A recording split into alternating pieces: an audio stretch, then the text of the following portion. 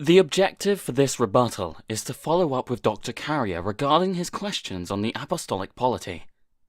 If there be any heresies which are bold enough to plant themselves in the midst of the apostolic age, that they may thereby seem to have been handed down by the apostles, we can say, let them produce the original records of their churches. Let them unfold the roll of their bishops, running down in due succession from the beginning in such a manner that first bishop of theirs, bishop shall be able to show for his ordainer and predecessor some one of the apostles or of the apostolic men, a man, moreover, who continued steadfast with the apostles. For this is the manner in which the apostolic churches transmit their registers, as the church of Smyrna, which records the Polycarp, was placed therein by John, as also the church of Rome, which makes Clement to have been ordained in like manner by Peter.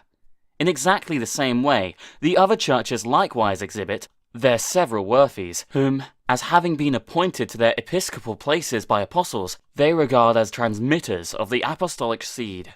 Irenaeus, on the opposite side of the Roman Empire in Gaul, circa 180, corroborates Tertullian's testimony and provides empirical verification to the same system, affirming, "We can enumerate those who were established by the apostles as bishops in the churches, and their successors down to our time." What is an apostolic church? This, Dr. Carrier, defines the criterion and documents how the apostolic churches were organized. The polity also establishes a legal chain of custody for the texts, essentially, the transfer and control procedures to safeguard the texts against tampering to preserve the evidence. While these churches are not immune to error or foul play in either their lists or texts, the culmination of different churches across a wide geographical area in many languages provides an objective framework to examine the differences and consensus in the received texts of the apostolic churches. What Dr. Carrier is unable to provide is any credible tome from the ancient world refuting what Irenaeus, Tertullian, and Eusebius has documented in their writings on the apostolic polity. Regarding when they acquired any copy of Mark, for this, we turn to Irenaeus, who opens his third book against the heresies, identifying what writings were handed down to the apostolic churches from the apostles. In reference to Mark, Irenaeus states, "After Peter Paul's departure, Mark, the disciple and interpreter of Peter, also handed down to us in writing what Peter had preached." Eusebius confirms the account in his histories, and documents that Clement of Alexandria and Papias of Hierapolis corroborates this testimony. More important are the legal arguments Irenaeus employs in defense of Mark and the other gospel publications as the official writings of the apostles. When Irenaeus states, "We appeal again to that tradition which has come down from the apostles and is guarded by the succession of elders in the churches," he establishes the transfer, control, and mechanism for the writings back to the apostles. Further on, Irenaeus says, "The tradition of the apostles, made clear in all the world, can be seen in every church by those who wish to behold the truth."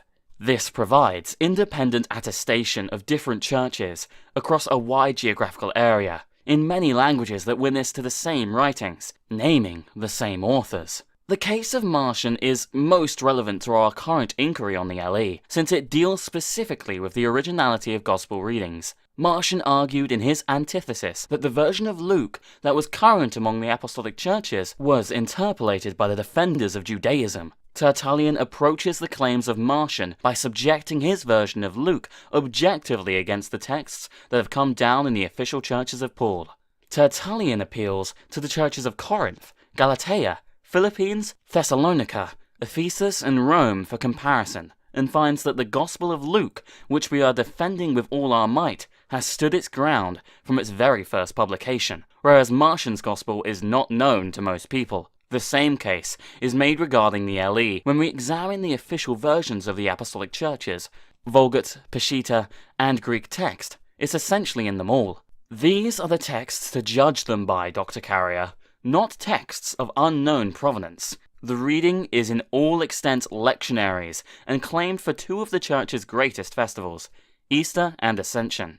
Bergen documents an independent investigation by Victor of Antioch, circa 450, from Victor's commentary on Mark, who was aware of Eusebius' statement and concludes, "Yet we, at all events, in very many, we have discovered it to exist, have out of accurate copies subjoined also the account of our Lord's ascension in conformity with the Palestinian exemplar of Mark, who exhibits the gospel verity. Victor validated the LE against an official text of the Apostolic Church, and found it to be genuine. Dr. Carrier's most pressing issue is how does he explain that almost all independent apostolic churches in Greek, Latin, Aramaic, and Coptic number Mark among its canonical texts, identify Mark as its author, and end up with the LE if it doesn't go back to the originals.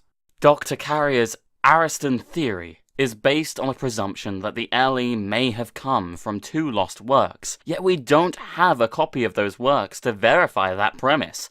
Therefore, it's speculation, not actual evidence. The other part of Dr. Carrier's theory is based on a note placed in the 13th century by an unknown scribe, where the LE is separated from the rest of the Gospel, and says, "Of Ariston the presbyter."